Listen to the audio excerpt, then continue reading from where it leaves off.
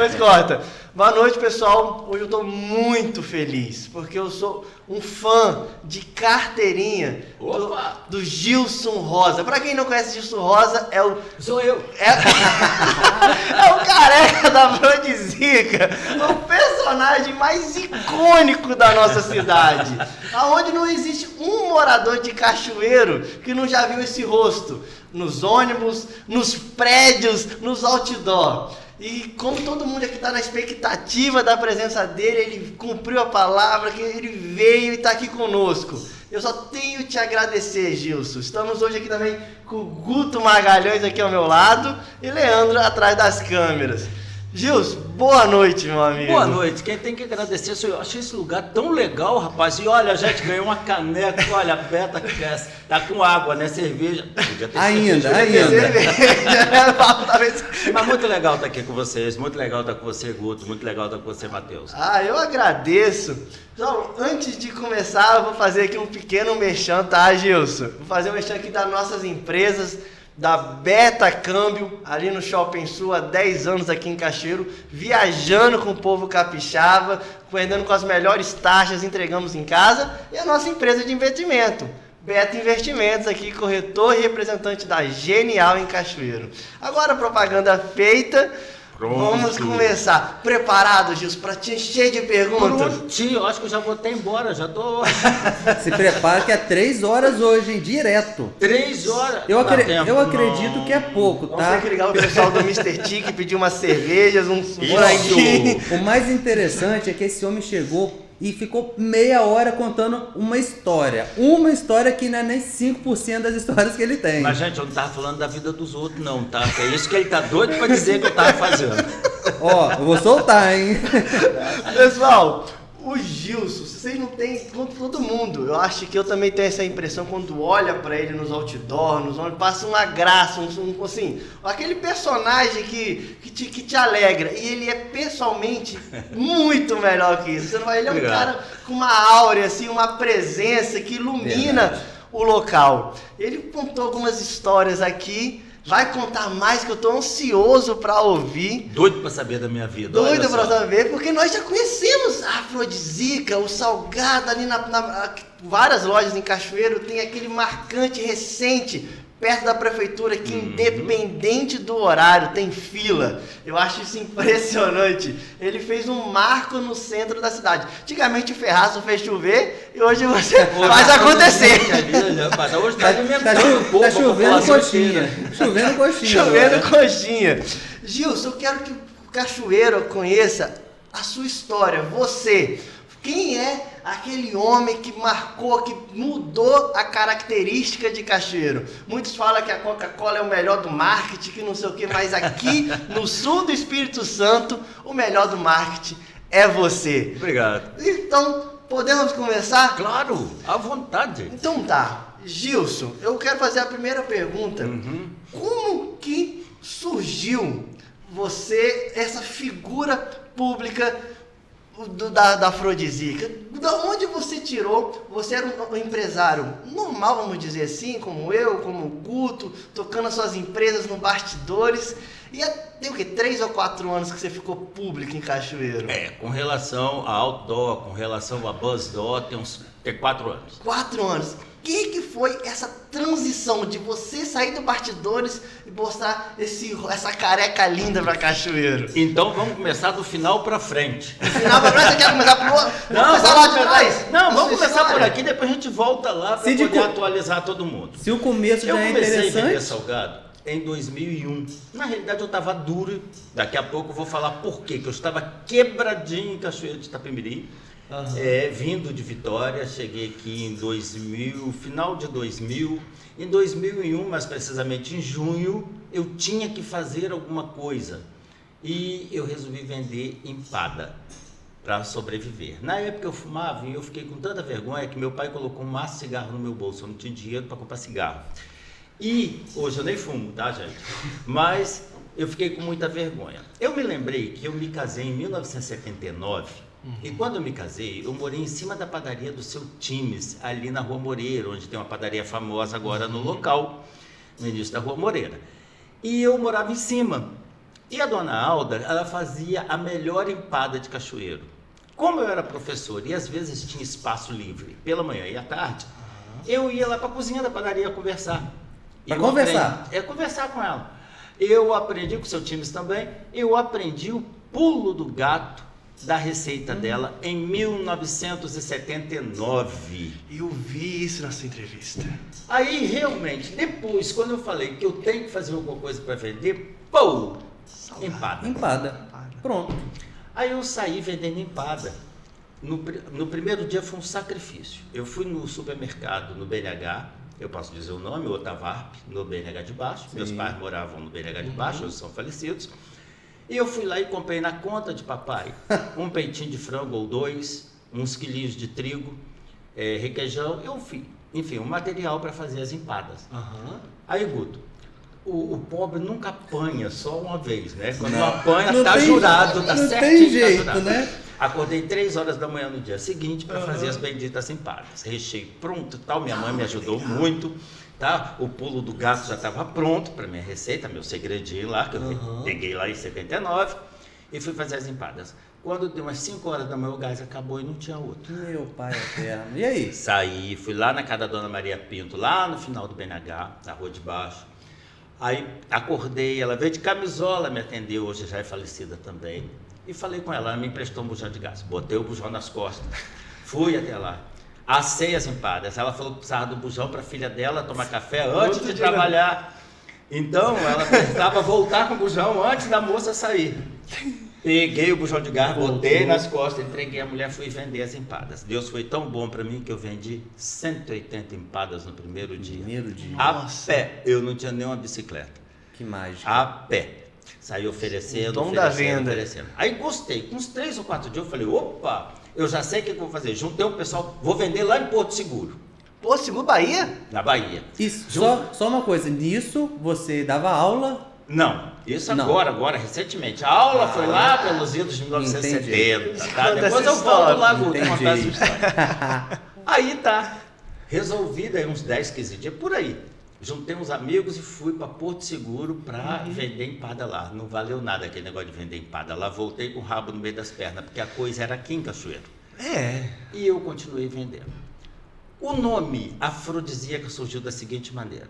Eu entrava nas oficinas, não no comércio, tá? Nas oficinas, na rua, Mecânico. Nos lugares, oferecendo a empada. E um dia eu entrei num lugar lá no Alto Coramara. Eu não lembro se foi uma oficina, eu não lembro se era salão de beleza, eu não sei o que era. Falei, cara, compra, só tinha homem. Pô, cara, compra minha empada, cara. Eu acho que era uma barbearia. Pô, você vai ficar daquele jeito. Afrodisíaco. Falei, rasguei o verbo. Pronto. O cara virou pra mim, que eu não sei quem foi, virou pra mim, então sua empada é afrodisíaca. Nossa, veio aquele gatilho. Um belo dia eu peguei o Transpop para vir vender empada no centro da cidade. O Transpop, vocês que são novinhos, era um ônibus gratuito que tinha de Cachoeiro, vinha pro centro. Peguei o Transpop, eu já vinha vendendo dentro do ônibus. Acabei de vender as empadas e tinha uma malharia em frente à Praça de Fátima, debaixo de onde era o Cine Broadway. Tinha uma malharia ali na época. E tinha uma banca cheia de malha. E eu escolhendo com a malha para fazer uma camiseta. A mais barata era uma verde cana. E dava 3 camisas. Eu comprei essa malha e mandei fazer essas camisas. E eu pintei, que eu pinto quadro, óleo sólido sobre tela. Que legal. Eu pintei com tinta de pintar quadro, eu pintei empada afrodisíaca. Como sobrou um espaço aqui em cima do coração, qualquer retardado sabe desenhar, gente. Desenha um coqueirinho. Surgiu a cor, a marca e a logomarca. Ali. Tudo bem. Estou na casa da minha mãe fazendo empada muito bem. Chega uma fiscal enjoada do caramba da vigilância sanitária. Recebemos uma denúncia que o senhor... você que gosta de me chamar de senhor, né? Senhor.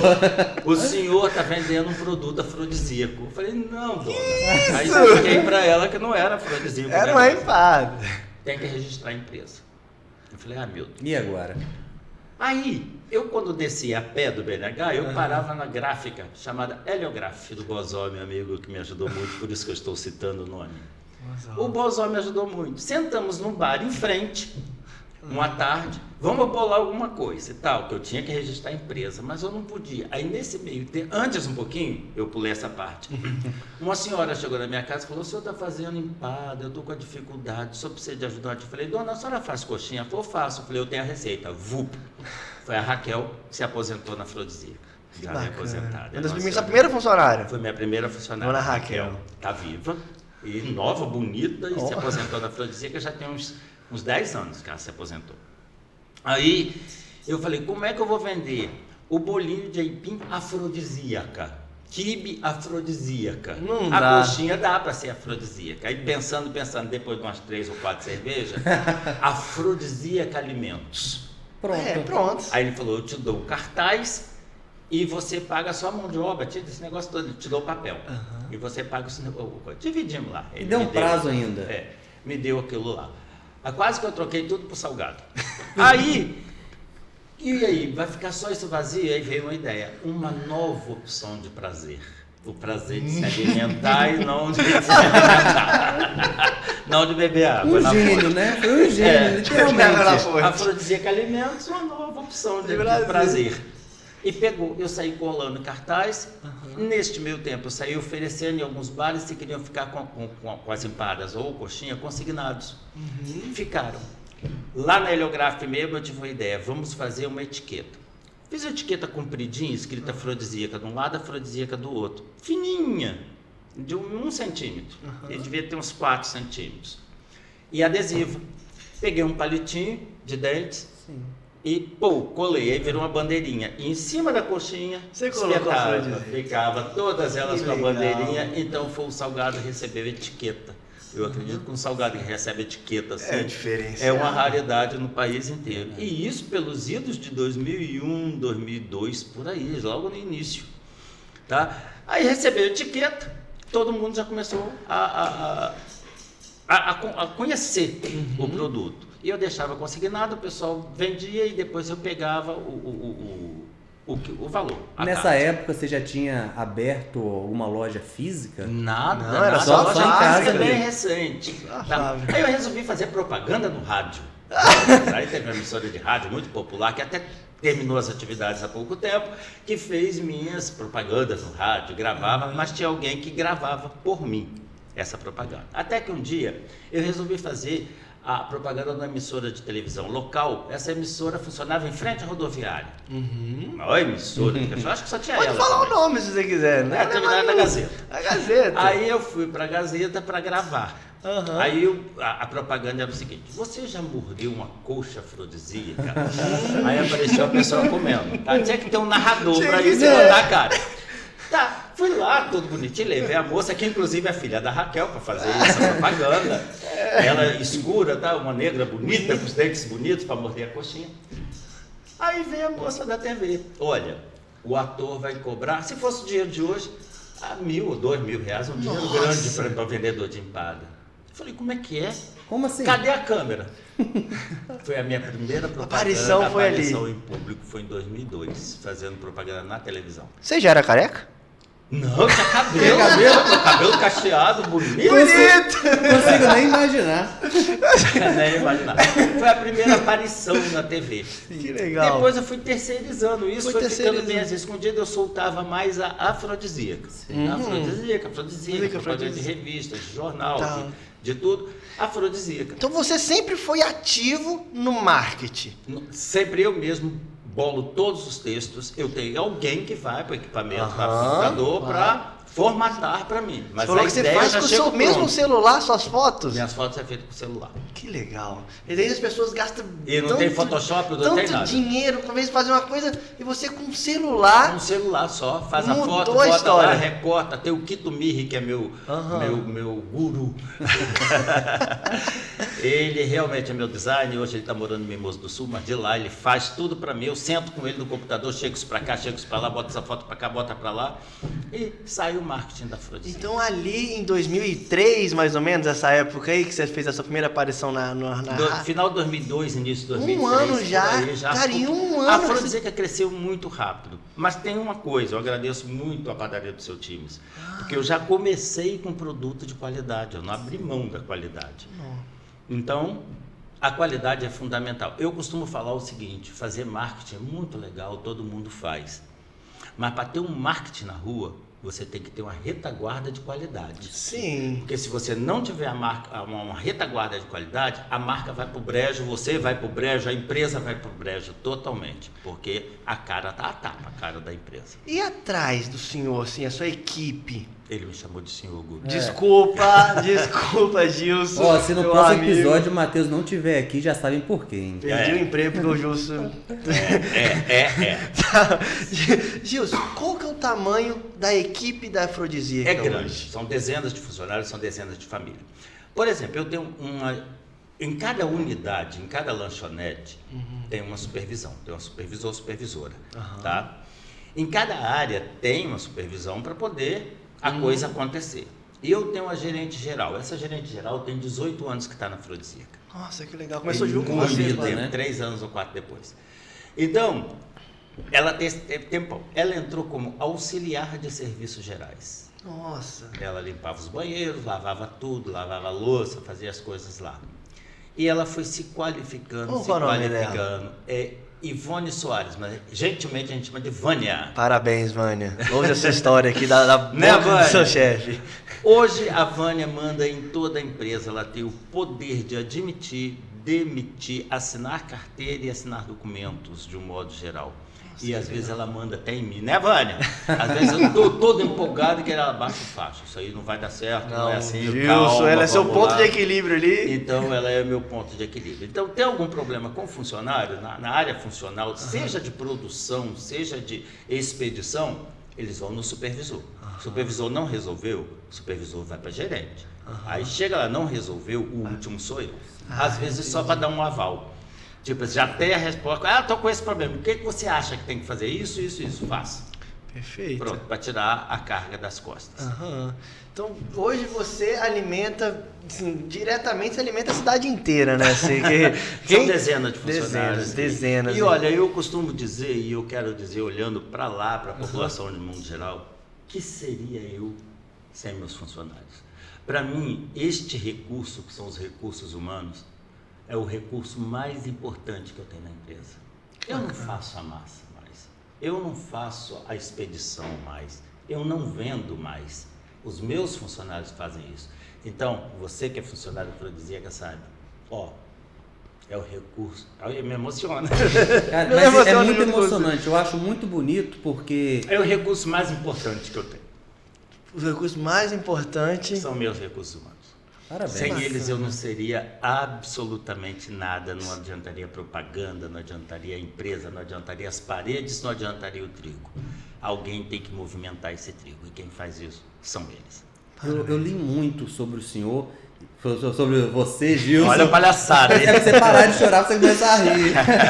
E todos os lugares eu achei muito bonito, eu acho gratificante para todos os seus funcionários também, que você sempre comenta Esta sobre é a grande eles. verdade. Agora uma pergunta, como que é a sua relação com eles?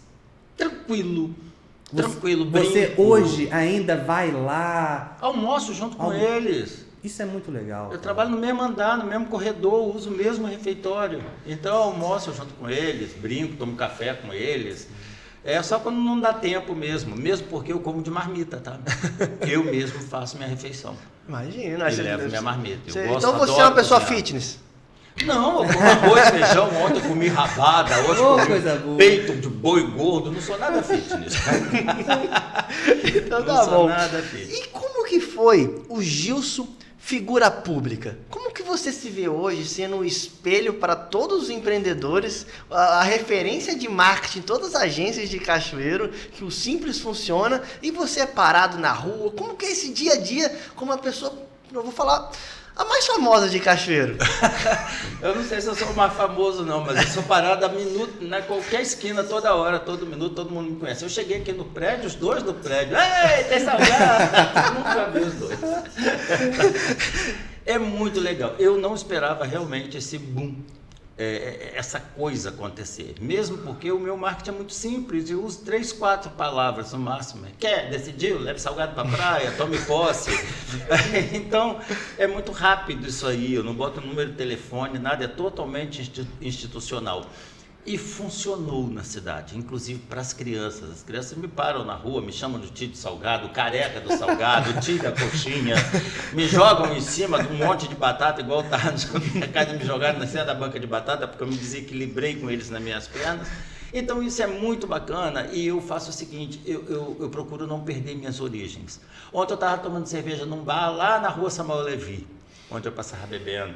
Eu vou aos bairros, vou no Alto Zumbi, vou no Alto Curamara, vou no Jus Carone, vou no centro, vou em Nova Brasília, em qualquer lugar. E onde eu vou, graças a Deus, eu tenho muita gente conhecida. E eu gosto muito de botequim para tomar cerveja. Eu vou quase em todos. Podemos dizer então que você é o mesmo Gilson de 30 anos atrás? Sem dúvida, sem dúvida. Eu não deixo essa fama subir na minha cabeça. E eu já ouvi alguns artistas de TV, claro que são extremamente famosos em nível nacional. Nossa, depois que eu peguei fama, perdeu minha privacidade. Eu não perdi nada de privacidade, muito pelo contrário. Eu cumprimentou, estou falando, estou brincando. Sou igual cachorro, mexeu comigo, eu estou balançando o rabo. E você é um cara muito feliz, é nítido ver isso. Eu sou muito feliz. Você passa felicidade para todo mundo. Você é realizado hoje? Totalmente realizado, sou feliz. Se eu morrer agora, aqui, nesse momento, morrer um fala cara isso, feliz. não, meu amor. Você estaria mal em Bob. Não quero esse Bob. Cuidado, hein? O que você fez com essa pessoa aí, Botaram chumbinho na água dele. Vamos trocar sua água agora. Fala isso, vamos beber água. Vamos beber água, que é Pode perguntar. importante. Então, falamos um pouco da afrodisíaca, conhecemos como que essa história. Agora, o Gilson, você poderia me contar como que nasceu essa veia empreendedora em você? Onde você percebeu na sua história que... Eu sei que você me contou, você pode contar desde o começo, assim, sua área de professor e tal. Eu quero te ouvir. Como que você percebeu que eu sou esse cara, eu gosto de conversar, eu sou empreendedor? Tá livre. Eu acho que a culpada é minha mãe.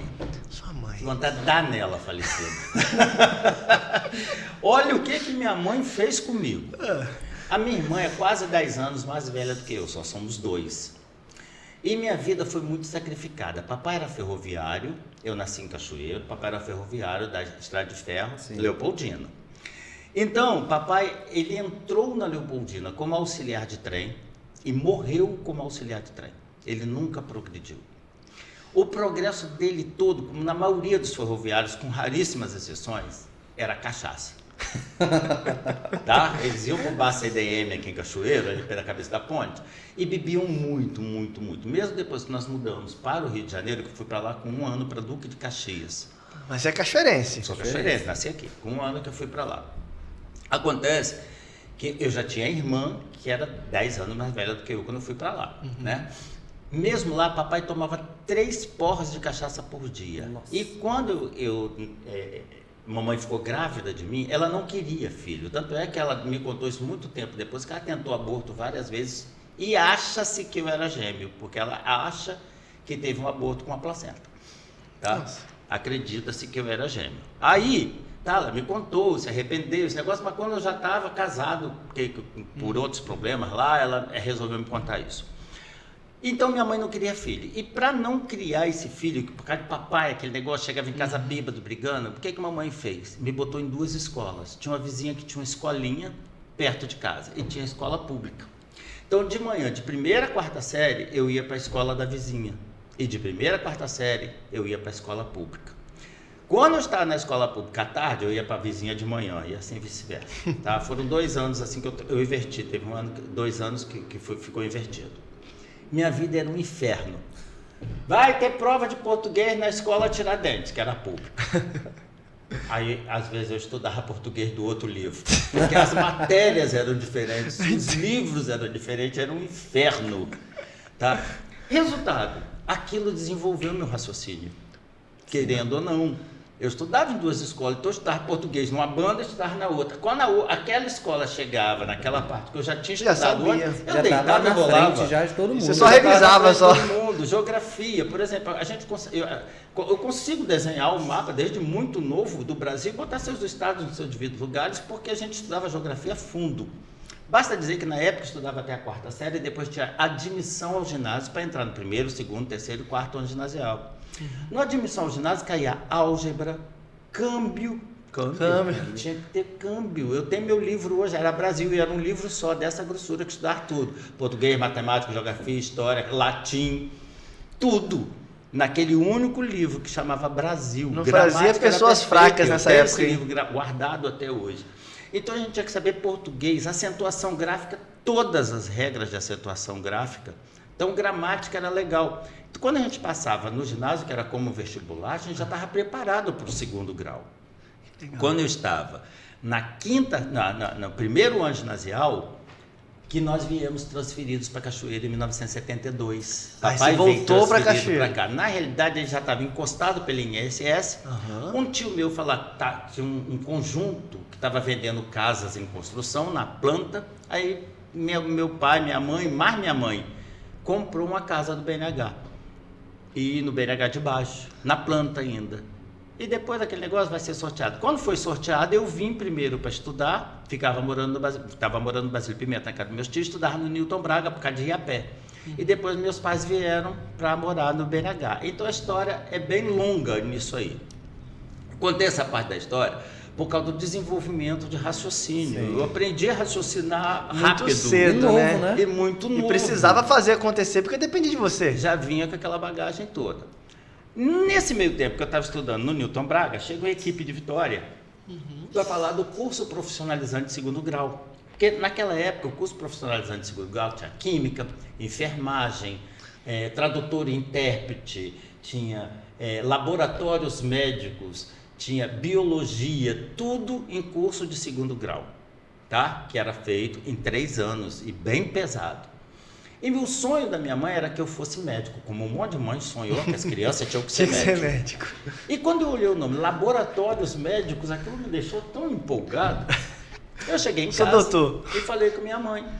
Levei os panfletos lá, os papéis. Aqui, tem esse curso aqui, mas a gente não pode pagar, é muito caro. Se fosse o dia de hoje, era mais de R$1.000 por mês. Aí, mamãe olhou aquilo, mamãe evangélica da igreja metodista. E onde tinha esse curso? O Gabriel ali é metodista Até também. alguém aqui na nossa retaguarda é metodista. Gabriel tá aqui. Fala Eu uma fui co- batizado na igreja metodista na Samuel Levi. Legal. Se falar uma coisa de errado, ele já pega Já no nosso pega pé, a ó. E o colégio americano era batista. Legal. Aí mamãe se despenca de Cachoeira e foi para Vitória, o colégio era perto da rodoviária Vitória, conversar com o pastor, Dr. Nelson Rangel. O pastor era o diretor da escola. Aí contou a história toda, que a gente era uma pobreza do cão. Para você ter uma ideia, eu adoro pirão de banana verde, que cozinha com casca, que às vezes não tinha nada para comer, era banana verde. Mamãe misturava trigo, água, um pouquinho de açúcar, era aquilo. E fazia aquele Eu biscoito. fazia um bolo que era meu bolo de aniversário, que ela nunca deixou de festejar. Chamava os coleguinhas para festejar com um palito de fósforo em cima, mas nunca deixou de festejar, apesar da pobreza. Eu me lembro uma vez que eu tinha uns 9 anos, a igreja distribuiu roupa que veio dos Estados Unidos, lá no Rio de Janeiro. Aí, sobrou para mim um par de sapatos, mas lindo sapato, gente, que sapato. Só que o par de sapato era desse. Pegou o pé de palhaço. Menino, eu andava igual uma foca. Botava algodão na ponta, pano na ponta. 2 meias. Não, mas era lindo o sapato dele, igual o Pateta. Mas ganhava da igreja. Tá? E usava, roupa pelo da menos igreja. usava, né? Usava, ganhava, mas só tinha aquilo. Ou usava, mas não andava de pé no chão, não tinha como. E não tinha número, não. Se tivesse apertado, eu colhia o pé. Se tivesse grande, Cortava os tava dedos. bom. Tá? Pé de pobre naquela época não tinha número. Aí, De pobre, Diego. mamãe contou essa história toda para o pastor. O pastor se comoveu e os dois evangélicos, né? Mamãe, a presidente da Sociedade Metodista de Senhoras, da Igreja Metodista aqui de Cachoeiro, que era lá daquela que tem ali no Mar Brasa. Tá? Inclusive, eu estava no dia da pedra fundamental daquela igreja. A pedra fundamental, para quem não sabe, é o dia que enterram a Bíblia antes de fazer qualquer obra. Que legal. Eu estava no dia Metodista Nova Canaã? que você Nova fala? Canaã, Nova Canaã. Bacana. Mamãe atuou muito na Metodista Nova Canaã. Fui muito na Metodista Nova Canaã, ali a minha tia de lá, mãe do pra Gabriel. obra. E teve uma vez que eu ajudei a montar toda uma cozinha na Igreja Metodista Canaã. Isso legal. logo depois, quando eu melhorei de vida, que a gente chega mais para Mas- frente mas para a gente contar chega essa lá. história, tá? Aí, eu estava lá no colégio americano, mamãe conversando com o pastor. Aí ele falou, a senhora pode mandar o menino vir, eu devia estar 13, 14 anos, o menino vir que ele estuda de manhã e presta serviço à tarde. Ou se ele estudar à tarde, presta serviço de manhã. Prestar serviço é trabalhar na secretaria, tirar xerox, fazer alguma coisa, fazer um jornalzinho, datilografar alguma coisa, que na época era datilografia. Sim. E assim eu fui. Eu fui para casa de uma senhora que também era evangélica, que morava no BNH e que mudou para lá, que o marido dela era taxista. Ela tinha 5 filhos. O maior devia ter uns 10, 11 anos, e os pequenos. E fui morar em Argolas. Argolas é perto de Paú, em frente à rodoviária de Vitória, porém do lado de cá, perto de São Torquato, ali do lado. E eu ia a pé dali até lá, quando não tinha o dinheiro para lancha. Não é tão pertinho assim não, tá? Era longe, eu tinha que passar na Ponte Ferro. Falou ali? Para ir para lá, na segunda ponte, para ir para lá. Era longe, para ir para a escola. Uma pobreza também do cão, menino, a mulher não me cobrava, os meninos pingavam piolho, eu tinha um cabelão, e nunca peguei piolho, nem piolho gosta de mim. E estudei patologia clínica, que era laboratórios médicos, no meio do curso virou patologia clínica. Então eu estudava química, física, matemática, muita química, para fazer exames. Patologia clínica é aquilo que faz exame de sangue, fezes, urina e vários exames similares. Isso você com 13 anos? Não, aí eu já formei com 16. 16. Por aí, Mas quando você formou? Quando eu formei. Quando você foi, tinha 13 para 14 anos. Qual era a sua cabeça? Porque querendo ou não, 13, 14 anos é a criança ainda. Eu queria ir. Você queria ir? Eu queria estudar. Você tinha um sonho então ali. Mas eu sabia onde você queria chegar. Eu sempre morria de preguiça de estudar, mas eu queria estudar. Gente, estudar é horrível, ficar com a bunda na carteira o dia inteiro, isso é horrível. É necessário, é um mal necessário. É um mal necessário. Tá? E eu queria, mesmo porque minha mãe me cobrava muito isso aí. Papai não estava nem aí. Papai estava para lá com a cachaça dele, nem me cobrava. E depois ele parou de beber, gente, virou uma graça de pessoa. Tá, que Deus o tenha. Mas a sua mãe foi a sua base? Minha base total, ela me cuidava ali. Minha mãe chegou a me bater com 15 anos de idade, dar na minha cara, e a gente apanhava quieto naquela época. Merecido esse estapa aí? Nem foi tão merecido. Eu posso até contar, é um negócio que envolve até minha irmã. Eu estava fazendo umas contas com 15 anos. E eu fiz uma pergunta para a mamãe que me rendeu um tapa na cara, mas assim, sem eu esperar, que minha pescoço virou igual um pato. Eu perguntei, eu chamo minha irmã de Déia. Eu falei, mamãe, a Déia nasceu de 7 meses ou a senhora casou grávida? Só vi as estrelas da gravidez. Porque na época, na década de 70, isso era um assunto. Claro que eu sei que a mamãe casou grávida, agora eu sei disso. Mas na época isso era um tabu que Deus me livre um homem perguntar isso para a mulher, principalmente se essa mulher fosse a mãe. Ofensivo, né? Hoje é como se perguntasse pela hemorroida da mãe dos outros. Isso não se faz.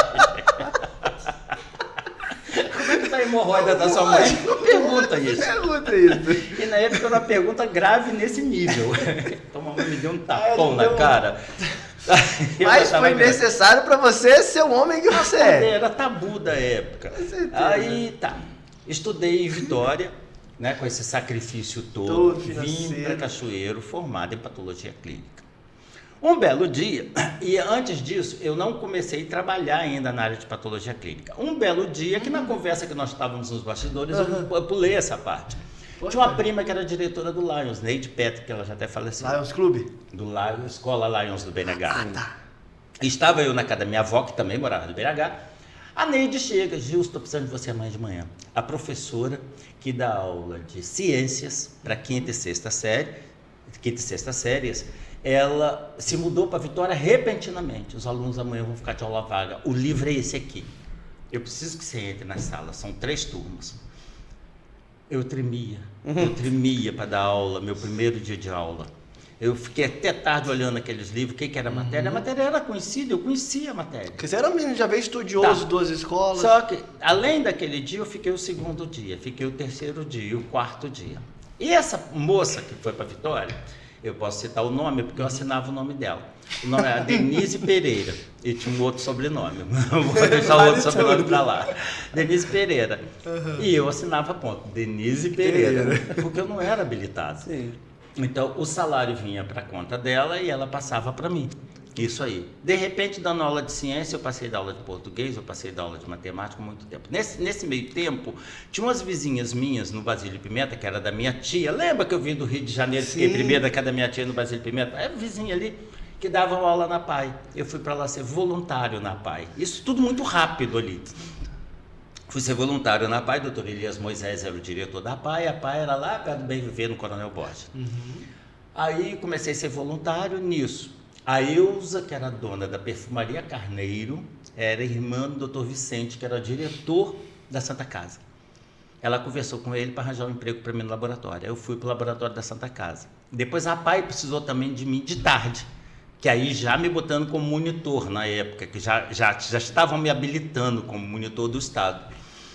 Aí eu trabalhava na PAI de 8 às 4 da tarde e ia para Santa Casa de 5 a 1 da manhã. Nisso aí eu tinha que dormir no Basílio Pimenta para ir a pé, 1 hora da manhã para Basílio Pimenta. Gente, naquela época não tinha, isso pelos idos de 1977, não tinha ladrão na rua. Eu saía 1 hora da manhã, ia a pé da Santa Casa, passava pelo centro e ia lá para o Basílio Pimenta. A pé. A pé. Chegava 2 horas da manhã para sair, antes das 8, 7 horas para ir trabalhar de novo. Nós estamos falando de quase 7 quilômetros caminhando. É longe. E a gente não media distância para isso, a gente trabalhava mesmo novo.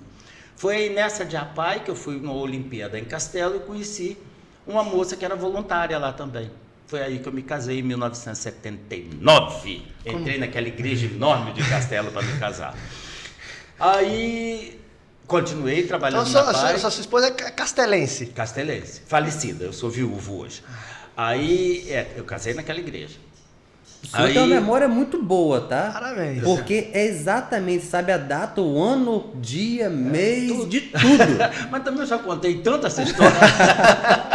Ela tá tão registrada. Tá, casei em 79, legal. Nesse meio tempo, a escola de comércio tinha a Julitinha, que era uma das donas da escola de comércio. A escola de comércio é onde fica o Banestes, agora ali do lado do shopping. Sim, sei. Ali é a escola de comércio. Estava precisando de um professor para dar aula de matemática e de português preparatório para o concurso do Banco do Brasil, concurso da Caixa Econômica, concurso do INSS, etc. Concursos. Concurseiros. Eu precisando de dinheiro, já casado. E duro, mas a vida tava Duro melhorando, igual mas... uma pedra, magricela, era uns 10 quilos mais magro, a orelha parecia um fusca de porta aberta. E até aí E a com quantos vida... empregos essa época? Oi? E com quantos empregos essa época? Eu trabalhava no Escola Pequeno Príncipe, dando aula, Sim. já tinha saído da PAI. No Lions, eu inaugurei a escola de Pacotuba, que hoje chama Luiz Simprini. Doutor Juraci Magalhães era secretário de Educação da Prefeitura, lá é municipal. E ele me pediu, conhecendo a história de professor, encontrei com ele, só Jesus sabe aonde, para inaugurar a escola. Eu fui, no mesmo dia eu dei aula para 3 turmas, no mesmo horário. Você Porque não juntou tinha todo professor mundo? aí, não. Ia aqui, passava a matéria, ia lá, mas eu já estava mais experiente nessa época. experiente. Já era 1980, por aí. Já estava 80? Já estava bem experiente. Já tava quase 30 já. Aí, eu fui para lá dar aula. E eu dava aula segunda, quarta, sexta em Pacotuba, à tarde. Terça, quinta e sábado, domingos, balda em Condoru, de quinta a 8ª séries. E eu dava aula no Pequeno Príncipe de manhã.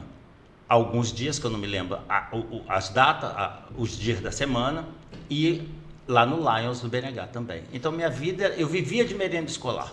E era uma correria que só, Era uma né? correria só, um monte de livro debaixo do braço, um monte de troço debaixo do braço, sacola de Você livro. cortava, às vezes, caminhando de uma escola para outra. E isso desenvolve muito o raciocínio da Sim. gente. Desenvolve o vocabulário, desenvolve a oratória, tudo. Professor de um monte de turma diferente. Certo? Ah, eu me lembro que uma vez... em Lá vem Pacotuba, bomba. em Pacotuba, eu fui ensinar as crianças de quinta série, porque naquela época as crianças de quinta série eram muito ingênuazinhas, Sim. tudo lá da roça ainda. Ciranda, cirandinha. Aí eu fiz assim, ciranda, cirandinha, vamos todos cirandar. Foi. Ensinei, cantaram, foi Eu embora. fico feliz. Quando eu voltei no dia seguinte, 2 dias depois, ciranda, cirandinha, vamos todos cirandar, vamos andar. Eles mudaram. Nunca mais eu consegui tirar esse ritmo. Eles mudaram o ritmo da música. Eles jogaram pro sertanejão, como ciranda, cirandinha. Tá, eu estava na escola de como eu tô falando demais, acho que Não, chega, né? não, pode continue, continuar. tô adorando, Tá continue. ótimo. Eu estava na escola de comércio dando aula à noite para o preparatório, Banco do Brasil e Caixa Econômica. Eu comecei dando aula só de português. Aham. Não, só de matemática, depois precisou de português também. Aí Comecei a dar aula de português, daqui, dali. Quer interromper para perguntar Não. o que está acontecendo? Tudo bem, tá, Léo? problema técnico ali. Problema olha. técnico, Léo, tudo bem? Então tranquilo. Tá tranquilo? Continua. Segue o Já jogo. resolveu, né? Acabamos que tá ali, ó, técnico excelente, já resolveu tudo. Aí pediram para dar aula de português também, gramática. Eu sempre... Lembra que eu falei que na quinta série a gente tinha que saber gramática e ter a letra impecável. Meu A é um A redondinho, igual isso aqui, ó. Um rabinho. Minha letra é bem de caligrafia mesmo. Mas bem você redonda. chegou a usar caderno de caligrafia para Usei aprender? muito e eu tinha editado na época, porque pediram para eu editar uma gráfica, pediu de um amigo meu do Rio de Janeiro, fazer uma no stencil, que na época era stencil, Sim. para ele montar um caderno de caligrafia. Legal. E montou e circulou com a minha letra. Depois, fora daqui, na hora que acabar esse bate-papo, vou mostrar a letra. Me lembra mostra, disso? quero ver. É rápido, eu escrevo rápido Sim. com letra de caligrafia. Mas porque eu aprendi, né? Porque eu sou esperto não, tá, gente? A gente era obrigado a saber tabuada e caligrafia. Sim. Tinha que ter letra bonita. Aí na escola de comércio fui dar aula de português Gabriel, abre também. minha mochila e pega uma folha aí pra mim aí. Pode pegar. Aí... Tá lá atrás. Isso, que aí eu vou escrever aqui e a gente mostra. Mata a cobra e mostra a cobra morta. É, Você tá vai mostrar vendo? o pau não dá certo, não. Tem que matar a cobra e mostrar a cobra morta. Se eu estivesse mentindo, hein? Que saia justa. Pensou? Me bota, hein? Não, ainda eu tava bem, brincando, era mentira. ainda bem que é tudo verdade. Se for Aí- mentira, a gente descobre agora também. Fui dar aula. Dentro aí. Fui dar aula lá, aí português e matemática, preparatório, Banco do Brasil, Caixa, esse negócio todo. Aí eu fui fazer os concursos, junto com os alunos. Claro, eu estava ali. Sim, você ensinava e tal. Nesse meio tempo, eu passei no vestibular para administração. E a história da administração também é um fato inusitado. Foi um amigo meu, eu já era casado, já tinha saído de cima da padaria do seu time, porque eu não dei conta de pagar aluguel, e fui morar no Basílio Pimenta, numa rua ali chamada Rua Piacá, que hoje mudou de nome, o nome da rua ali. Aí um amigo meu foi lá, Jesus, eu vou lá na faculdade, a faculdade estava funcionando, onde é em frente o Aristeu Portugal, em frente o Newton Braga, ali onde é a escola, como é que é o nome daquela escola ali? Faço ideia ali. Perto do Hospital Evangelho, do Hospital Evangelho. É. Aquela escola Sim. ali. Ah, sim. Anacleto Ramos. Anacleto Ramos. A faculdade provisoriamente estava funcionando ali porque estava construindo no aeroporto, que depois demoliram. Aí eu fui lá com ele para fazer a inscrição. Era o último dia para ele fazer a inscrição. Ele foi com os documentos, com a taxa paga, tudo. Você fez inscrição a Ele sua inscrição. fez, ele, Tá. para fazer a dele. Eu não, nem pensei em vestibular, porque eu estava muito ocupado. Só professor. Com aula, com um monte de troço, né? Aí lá tinha a Imaculada. Imaculada era a secretária, tá? Minha amiga até hoje. A Imaculada, ele falou assim, atendendo, aí eu virei para a Imaculada, poxa, eu podia fazer esse vestibular, né? Aí tinha ciências contábeis e ciências administrativas. Achei ciências administrativas um nome tão bonito. Tão chique. Tão chique, né? Ciências Os administrativos.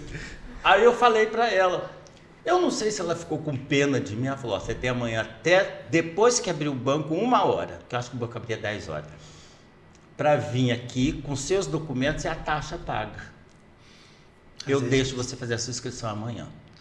Você acredita? Já tinha encerrado na véspera. E você foi lá. Pois eu consegui com meu tio dinheiro emprestado que eu não tinha. Meu tio me emprestou o dinheiro, paguei e fui lá com meus documentos. Tá, chegou o dia do vestibular. Eu e ele ficamos na mesma sala, ainda tentamos passar cola um pro outro, mas não conseguimos. Eu passei, ele ficou reprovado. Você acredita? Não acredito. Ele que ia te dar cola ou você deu cola pra A ele? gente tentou, mas não conseguiu. Mas de qualquer forma, eu fui com ele de companhia. E você Larguei a mulher em passou? casa. Eu passei e ele ficou reprovado. Não estudou o suficiente. Aí passei. Aí dando aula na escola de comércio, fui fazer o concurso também, Banco do Brasil e Caixa Econômica. Era regionalizado. Do Rio de Janeiro podia fazer inscrição em Campos. E do Espírito Santo podia fazer inscrição em Cachoeiro, centralizado em Vitória. Ah, legal. Legal. Eu fiz nos dois. E, claro, estudando, dando aula Dando desse jeito, aulas. a matéria era de quinta a oitava, eu dava aula De quinta a quase um oitava. polivalente, para preencher carga horária era geografia, outra hora era história. Claro Passou. que eu tive que passar. Eu passei em 39º, se eu não me engano, no Rio, e passei em 8º lugar, e 6º lugar. no Passou nas Espírito Santo. cabeças ali. É. E você tava com 23, 24? 21 para 22 anos, por aí. 21, 22 anos. 22 anos, nessa fase aí. Aí, no garimpo, eu não fui com 22, foi 23. Ah, pessoal, só não interrompendo o Gilson, ele tem uma história com um garimpo de Serra Pelada Larga que de ser a pouco ele fofoqueiro, vai contar. rapaz, eu ia pular essa parte. Não pode pular, que é fascinante essa história. Mas continue no Tem fotos, né? Tem fotos, fotos, tem ele fotos. muito impressionante. Mostrou, Ele tinha matou cabelo. a cobra e mostrou o pau. Isso. Aí o que acontece? Eu passei nos concursos. Rio de Janeiro me chamou primeiro.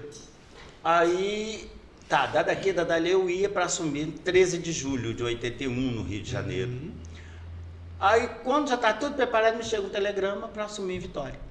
Eu assumi em Vitória para fazer o curso de integração, minha primeira lotação foi em Muqui. Nisso, a minha esposa ficou grávida. Você assumiu o banco Caixa Caixa Econômica. Econômica em Muqui. Aham. Tá?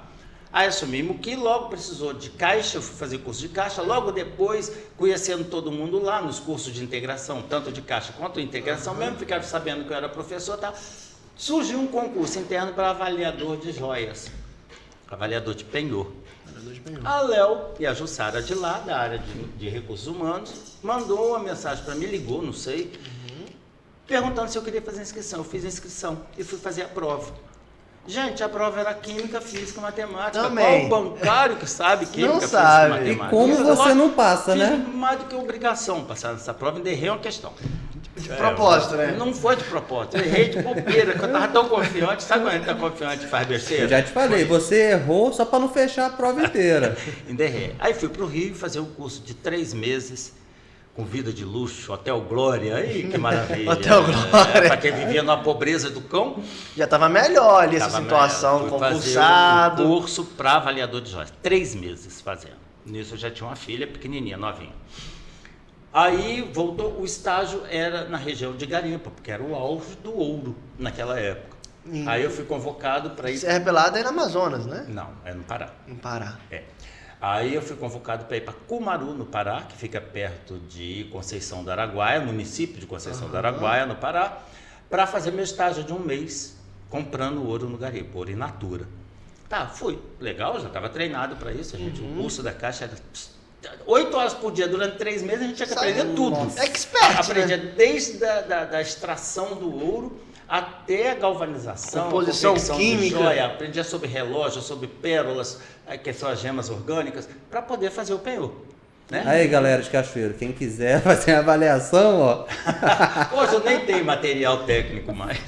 só no olho.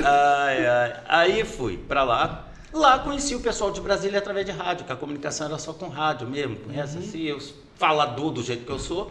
Você sempre Embora. foi assim? Por causa Das aulas, Escola, né? Por né? ser professor, a gente acaba falando, concatenando bem as ideias e falando, soltando, botando praticamente em ordem cronológica. Então eu já tinha isso aí por causa de ser professor, sem nunca ter tido formação para professor. Que bacana.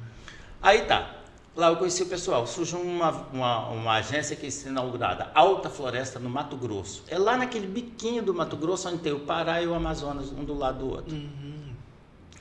Aí perguntaram se eu queria ir. Eu já estava em Vitória fazendo curso, avaliando joias, na agência da Avenida Jerônimo Monteiro.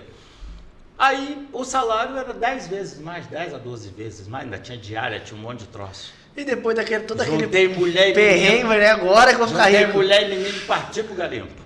E fui para lá. Estando eu em Serra Pelada, chegou uma convocação. Aí você tomou posse. Tomei posse. Aí quando eu fui para Vitória, eu pulei dessa coisa. Eu fui para Muqui estudando, faculdade. Quando eu fui para Vitória, que foi tudo muito rápido, eu estava no último ano. E lá era período na FAESA, e era particular. E aqui ano eu tinha que vir todos os dias de Vitória para Cachoeiro, dormia na casa dos meus pais, pegava o ônibus 6 horas da manhã para trabalhar na Caixa lá. Todos os dias para vir estudar em Cachoeiro para terminar minha faculdade. De administração. A administração, terminei. Legal.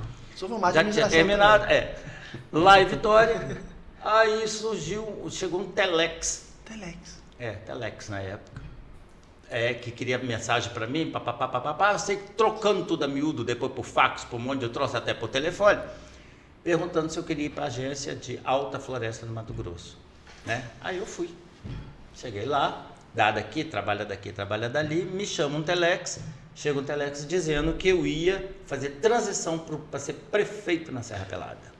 Prefeito. Isso de aí Serra assinado Pelada. pelo presidente da Caixa, que era o Marcos na época, e pelo João Batista Figueiredo, Nosso presidente da República. Chegou isso aí, que eu ia ter uma portaria para Isso é no período de militar. regime militar. Aham. Regime militar acabou em 1985 com a direta já. Aí Fui para o aeroporto, larguei mulher e filha em Alta Floresta e fui para o aeroporto para poder fazer essa transição lá. Como que eu fui? Calça jeans, um tênisinho vagabundo, uma camisetinha. Vai tomar posse de prefeito. Niki! Eu olho para cima, me vê um baita helicóptero da FAB Nossa! lá. Grande, daquele bitelão, acho que de 8 passageiros. E daqui a pouco um caça rodando, um ou dois Ixi. caças rodando em cima. Pra buscar você? Para buscar o futuro prefeito, meu amigo. Sério? Ah, eu tremia. Novinho, 22 para 23 anos, por aí, muito novinho. Porque você era A o coisa único aconteceu muito rápido. que É. preenchia os requisitos. Aí fui. Por quê? Para ser prefeito na Serra Pelada, tinha que ter faculdade de administração, eu Certo. tinha que ser avaliador e conhecer de joias, eu Certo. conheci. E tinha que ser funcionário da Caixa. Só tinha você no Brasil. Aí eu fui. Fui 1, 2. Aí chegaram. Entrei naquela aeronave cheia de militares, Nossa. fardados, e eu sentei lá no meio. Rapaz, Você era franzino já? menino. Franzininho, menino. Eu tinha 58 quilos, 57 quilos por aí. Uns 10 quilos ou 12 mais magro do que eu sou hoje. Quando o helicóptero deu a volta em cima da cava da Serra Pelada, para ter uma comparação de como que é a cava da Serra Pelada, é como se você estivesse lá no Mirante. na Mirante torre, Vargem Alta? Mirante Vargem Alta, na torre, e a cava fosse cachoeira em peso aqui embaixo. Nossa. Nossa. Era um negócio, uns 100 mil garimpeiros, né? Quando ele deu uma volta em cima, rapaz, eu chorei igual um viadinho. Eu falei, eu queria que o helicóptero caísse. A comandante bateu, seu prefeito não, o senhor vai se acostumar e tal. E eu chorei copiosamente, que eu De não queria medo, descer. de responsabilidade. Medo, eu tinha medo de garimpeiro, eu tinha medo de tudo. Eu tinha medo de briga, eu tinha medo de conflito, eu tinha medo de tudo lá. Eu não era acostumado, eu sempre fui muito urbano, nunca fui para esses lugares, não. Tá, fui para Cumaru, mas era uma reserva de Cumaru e tal, perto dos índios, era um negócio menos, tá? Tá. Desci, aí teve a transição. Eu fui me acostumando, depois chorei igual um condenado na hora de voltar. Quando vieram as diretas já, veio a Secretaria do Ministério do Meio Ambiente, onde tem árvore, tem ouro embaixo, não pode roubar a árvore, larga Aí o por ouro. isso acabou por Serra Pelada. Né? Não necessariamente por isso. Na época, até 83 por aí, ter joia era status. Você tem um cordão de ouro ostentar era status. Era para poucos, né? Um advogado com um anel de advogado era status. Um anel de administrador, enfim, um anel de enfermagem, que é de médico. Era status ter joias, ter muitas joias, muito ouro, as mulheres, muitos brincos de ouro. Depois aquilo foi caindo de moda, mesmo por causa da liquidez. O que é liquidez? Eu tenho uma nota de dólar. Sim. Eu transformo em real ou agora, lá na sua agência, Agora. na sua loja.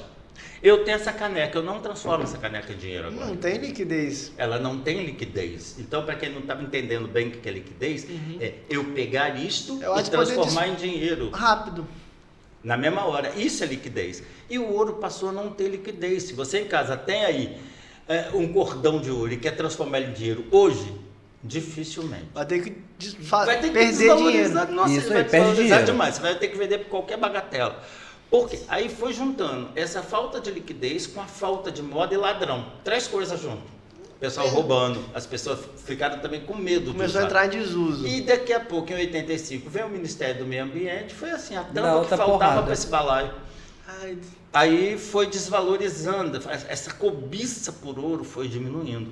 Hoje o ouro só serve, Reserva de na valor. maioria serve para lastro, ou seja, para reserva do país, para empréstimo no exterior. exatamente, assim que funciona. Só isso, mas para joia, alguém querer ouro, não, é até brega. Hoje em dia a pessoa se petecar de ouro. O que quero se achar? Aí né? isso foi acabando. Aí eu vim para Vitória para a Foi inauguração. quanto tempo essa passagem como prefeito? 83, 85. Foi 3 para 4 anos. 3 para 4 É. anos. Aí eu vim para Cariacica, inaugurar a agência em Cariacica, Campo Grande, como avaliador de penhor, na Expedito Garcia. Aí vim em 1985. Nisso, quando eu estava lá no garimpo, a minha esposa ficou grávida, que é do Flávio, meu filho mais novo. Flávio Souza Rosa. Ele trabalha com Rodolfo Fiório. Legal. Aí ele fez faculdade de engenharia, trabalha com seguro também, com essas coisas. Minha filha fez faculdade de enfermagem. Aí ele veio, eu vim para Cariacica, para Campo Grande, e em Cariacica, né, fiquei ali como avaliador de penhor em 85. 86 por aí. Eu fui para a Geraldo Monteiro de novo, daqui, dali, surgiu um incentivo para aposentadoria. E eu aproveitei esse incentivo. Eu já tinha muito tempo de caixa, não só de caixa. Eu tinha tempo de serviço antes. Você tinha o quê? 40 anos? 40 e poucos anos. Aí você aposentou, né? Eu me aposentei em 1994. Que legal. Tá. Hoje é difícil isso, tá? 94. Não, quase que dá com incentivo. Vai ter incentivo agora aposentadoria. Que na época, quando tem incentivo, tem para Correio, Banco do Brasil, Banesp, para bancos, onde a gente recebe menos do que o salário que receberia antes. Tem muito incentivo. Legal. Me aposentei. E o que você se viu na sua vida agora? Aposentado Calma, com 40 anos? me aposentei e virei porra louca em Vitória. Esse é o termo. Eu estava com um bom salário, cheio de amigos, ex-prefeito, eu queria festa e rock and roll. Queria gastar o dinheiro do ouro. Deus foi tão bom para mim que eu não usei droga. Eu não sei nem o que é droga. Maconha eu já vi, cocaína eu sei que é um pó branco que eu já vi de longe alguém fumando. Crack eu nunca vi, eu sou tão retardado para droga que se alguém me der crack eu vou sair com ela na mão. Ô, seu policial, onde que eu entrego essas pedras de aquário? Eu nunca vi. Capaz de perguntar É pra beber? O que eu faço com essas pedras de aquário? Eu nunca vi. Então, mas assim, eu não tenho nada contra quem usa. Claro, usa com o que certeza, quiser, com certeza. onde quiser. Mas Eu também não temos que não mexer. viu? Não vi nada. Não mexendo comigo. Não mexendo nem sendo com o meu dinheiro, pode usar à vontade. Para encurtar a conversa, isso eu já contei, eu comprei um iate. Um O iate. iate não era muito grande, mas era um iate. Um branco, iate. bonitinho. Menino, sábado, domingo, era um festeiro, muito amigo no iate. Muito amigo. Lá eles usavam droga, alguns usavam. Mas eu falava, não faz perto de mim. Tá? Ia lá pro porão. E festa. Pergunta se eu sei pilotar um iate. Pergunta Mas se eu você tinha tinha um lugar para botar esse iate. Mas comprou o iate. Com a capitania do esporte, tinha que ficar caríssimo para ficar um iate lá. Era um iate pequeno, barato, usado, barato relativamente. Quando eu dei por mim, em torno de 99, o meu salário da Caixa Econômica não pagava o juro dos agiotas, que dirá da Caixa. Nossa. Porque eu fiz consignação, eu fiz crédito ao consumidor, eu tirei dinheiro nessas Delfim, que tinha um negócio de Delfim que tirava essas Um monte de lojas, consignado. essas lojas aí financeiras, que tem algumas que existem até hoje. Eu fazia um empréstimo atador, fazia um para pagar o outro, fazia um para pagar o outro, fazia um para pagar o Com outro. aquela bola de neve. Quebrei, literalmente. Qual ano? E 99 99. para 2000 por aí. Até 2000, final de 2000. Porque eu imagino ali que em 93, quando fez a conversão pro real, você ficou rico. Não fiquei nada, eu não tinha dinheiro. Não, mas ali você tinha acabado de se aposentar, recebia. Mas não tinha muita coisa, não, porque eu sempre fui esbanjador. Ah, entendi. Sempre fui esbanjador. Eu gosto de beber bem, de comer bem e tudo. Então eu sempre fico na risca. Resultado, quebrei. Em Vitória. Eu tinha uma casa em Cariacica, vendi a casa, mas também não deu para nada, que eu tive que dividir com a ex-mulher, que eu já era divorciado, e praticamente não deu para nada. Fui morar em Campo Grande de aluguel. Em Cariacica voltei às origens, né? Porque lá o aluguel era mais barato. Quando eu me vi, vendi poltrona, vendi geladeira, fui vendendo minhas coisas. E quando eu vendi carro, acabei com ele. E resultado, eu fiquei a pé e sem nada. Depois Aí de ter uma vim para vida. casa dos meus pais sem nada. E daí para frente eu já contei. Até que papai viu eu amuado, botou um maço de cigarro no meu bolso e eu resolvi fazer empada para vender. Uma mensagem que eu deixo bem claro sempre é que às vezes Deus vem no caminho da gente e coloca uma barreira. Na realidade, a gente quer só tirar aquela barreira, mas não percebe que Deus está falando assim, meu filho, seu caminho é lá, ó.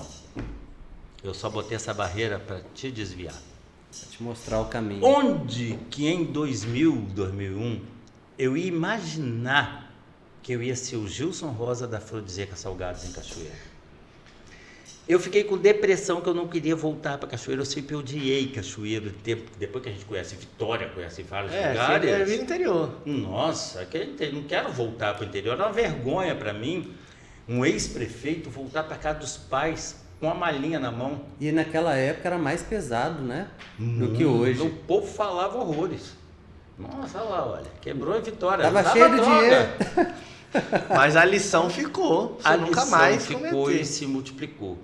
Aí foi indo. Hoje, graças a Deus, a Afrodisíaca é a maior fábrica de salgado artesanal do estado do Espírito Santo. Isso aí que eu tenho até uma pergunta sobre isso. Obviamente não estou te cortando, assim, eu Não, estou tá certo, fascinado pode na sua perguntar. história. A Flor de Salgado se expandiu consideravelmente. Desde 2001 ali que você pegou o gás emprestado, fez para devolver para mim, não considerar uma história incrível. Você foi na padaria, expandiu. Hoje os seus números são impressionantes. Você tem 80 representantes, né, que revendem seus salgados. Como que você, nessa trajetória, você prezou? Quais são os pontos principais que você viu?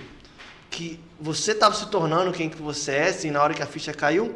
E uma outra pergunta. Por que você mantém salgados artesanais, mesmo sendo a maior fábrica da região? Tá. Tem máquina de fazer salgado, mas eu não vejo essa mesma qualidade. Para alguns tipos de salgadinho de festa, eu tenho uma máquina que faz, mas eu prefiro o artesanal. E o meu artesanal é uma vitrine, porque a fábrica ela tem 400 metros quadrados de cozinha de vidro. Não sei se você deve conhecer no Mar Brasa. É um aquário de vidro, onde tem uma lanchonete anexo. A pessoa comendo, ela vê fazer o salgado. Tudo muito limpinho. Tudo branco. Tudo, parede, chão, tudo branco.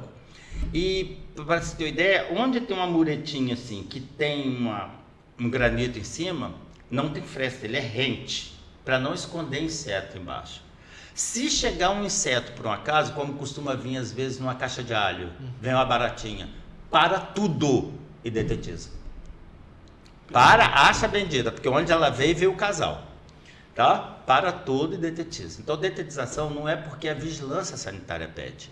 É porque é necessário fornecer para os seus filhos, para sua esposa, para os meus netos, um alimento saudável. E eu tenho essa preocupação.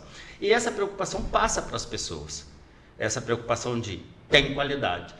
O meu maior orgulho é que a equipe da vigilância sanitária, quando tem festa lá, compram o meu salgado. Pensa, ó.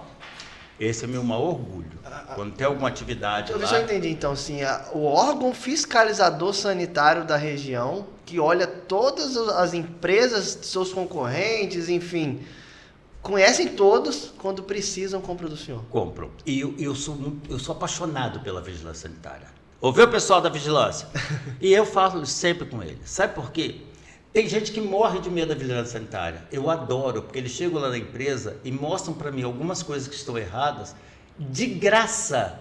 É uma consultoria grátis. Eu não pago nada. Eu adoro quando eles escrevem ali algumas coisas. Que eu vou lá, realmente, isso aqui não está legal, vou botar legal. Ainda ligo, fulano, já está pronto. Vem conferir. Pode vir conferir. É uma consultoria de graça.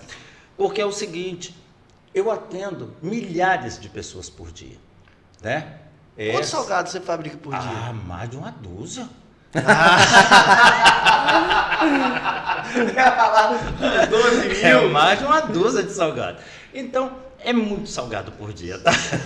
Você tem uma noção, mais ou menos? Tem sim, mas é muito salgado. Tá bom. Milhares de salgados. Basta dizer que naquele ponto que existe aqui na Praça Jerônimo Monteiro, passam mais de 3 mil pessoas por dia. Se cada um comer um salgado. Se cada um consumir um, Se cada um são consumir 3 mil dois, salgados, né? são 6. Então é muita gente que passa.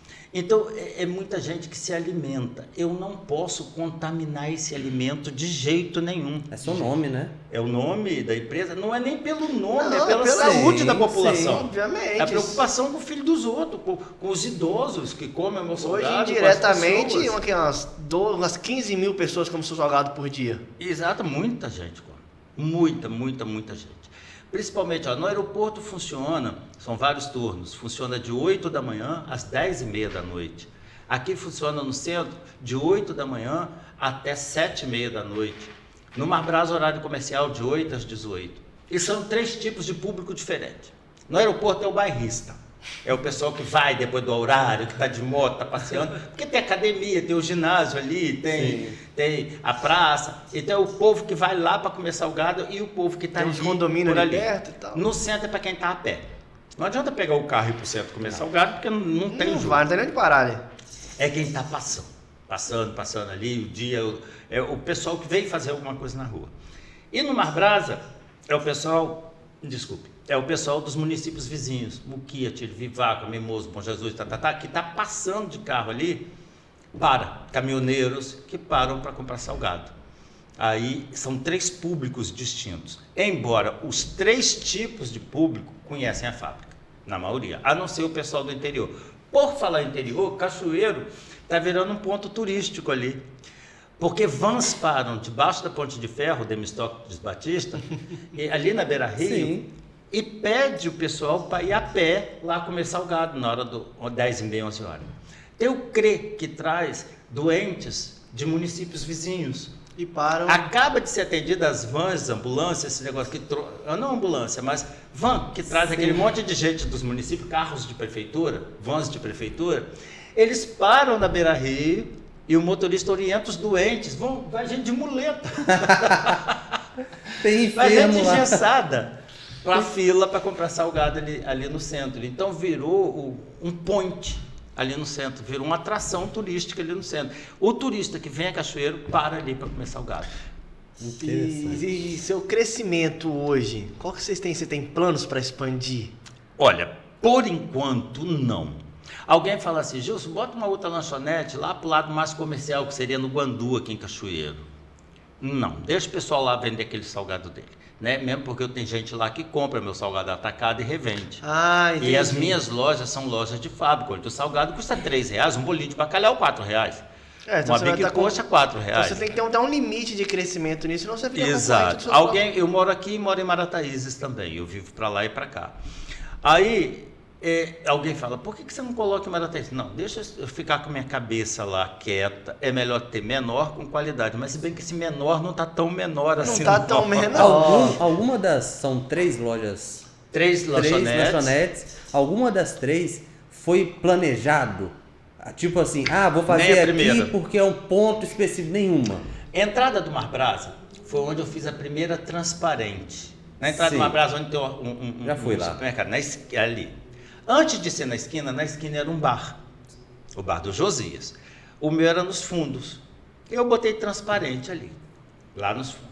E de propósito. De propósito, o pessoal veio fazer salgado. E é bom porque eu não preciso vigiar funcionários, higiene de funcionário. Ninguém se coça, ninguém enfia o dedo na orelha, porque Exatamente, tá todo mundo vendo. Sim. Né? Ninguém fica enfiando o dedo nos buracos no meio. Todo mundo vai estar sempre de toquinho e tal. Ninguém lambe nada, tudo tem medida. Não precisa ficar, vamos provar, ficar lambendo. Não tem que ficar lambendo nada. O salgado foi feito para fazer, não foi para lamber, não. Vai lamber o picolé.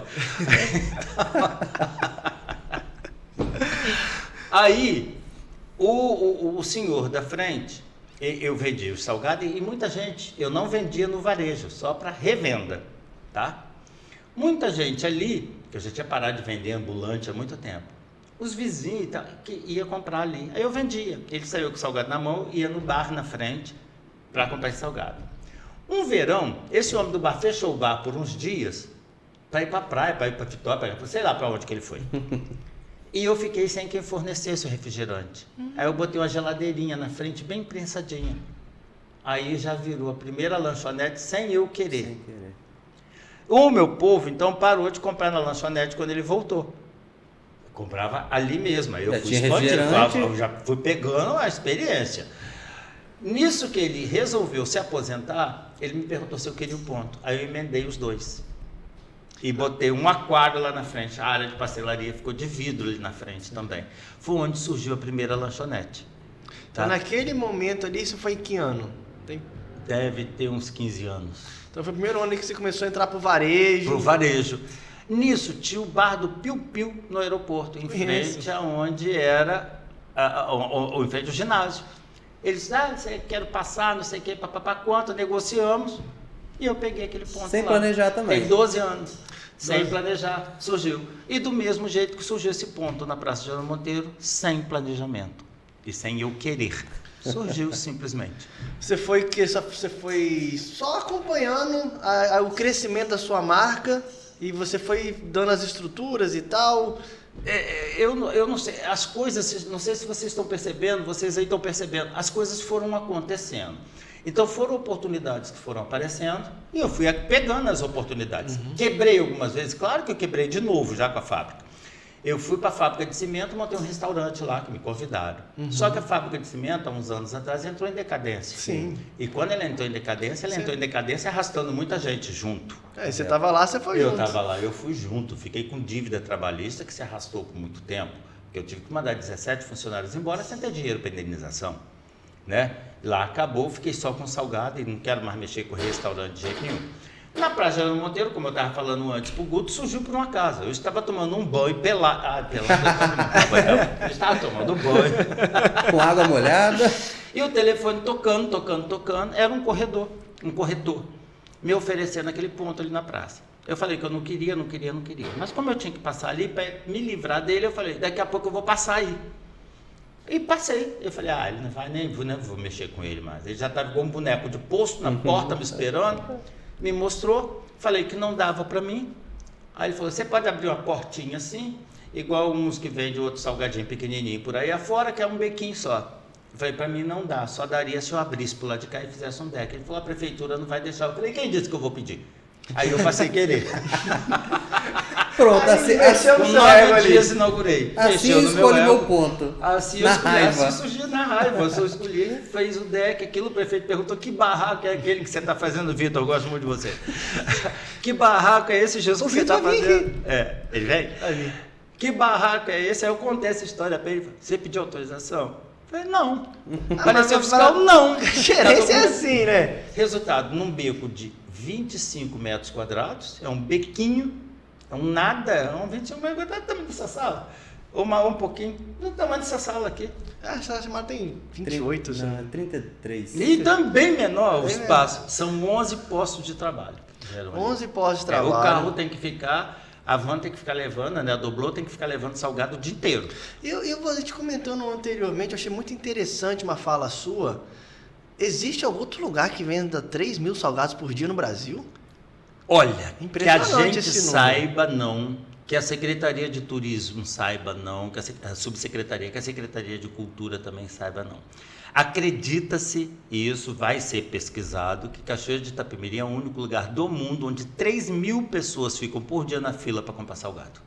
E isso nós estamos falando de salgado pequenininho, né? Salgado grande. Coxinha normal, galera. Normal. E nós estamos falando isso. Como coxinha que tem Sim. em qualquer lugar do mundo. E um detalhe, só para completar esse raciocínio, às vezes aeroporto, estádios de futebol, esporadicamente, rodoviária, faz até fila para comprar. Mas não é só salgado, tem alimento, tem suco, tem café, tem pão, tem biscoito, tem misto quente. Ali na Praia Geraldo são Monteiro, pessoas de passagem principalmente, também, em torno de 3 mil pessoas por dia passam ali exclusivamente para comprar salgado. E o suco ou o refrigerante é uma consequência do salgado. Sim.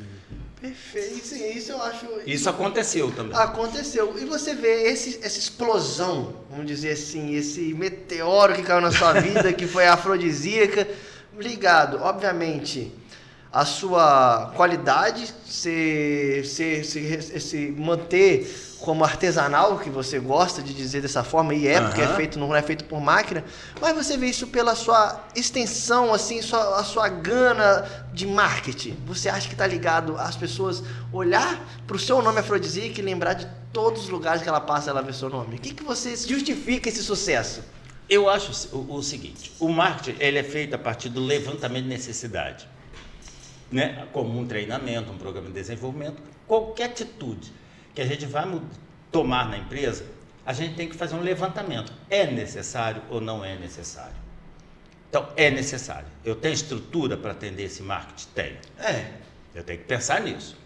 Então, vamos fazer o marketing. O marketing, ele tem que ser uma coisa que fala uma única língua, ele tem que ter unidade ou unicidade. Por exemplo, quando eu estou numa campanha de marketing de um mês, por exemplo, a minha foto é a mesma foto em qualquer lugar, mesmo que o texto seja diferente, para poder ter essa unicidade. Eu tenho que ter gradualidade, ou seja, eu tenho que pegar do geral para onde que eu quero chegar, para o específico que é o salgado. E eu tenho que ter logicidade, a coisa tem que ser lógica, ou seja, eu estou falando de quê?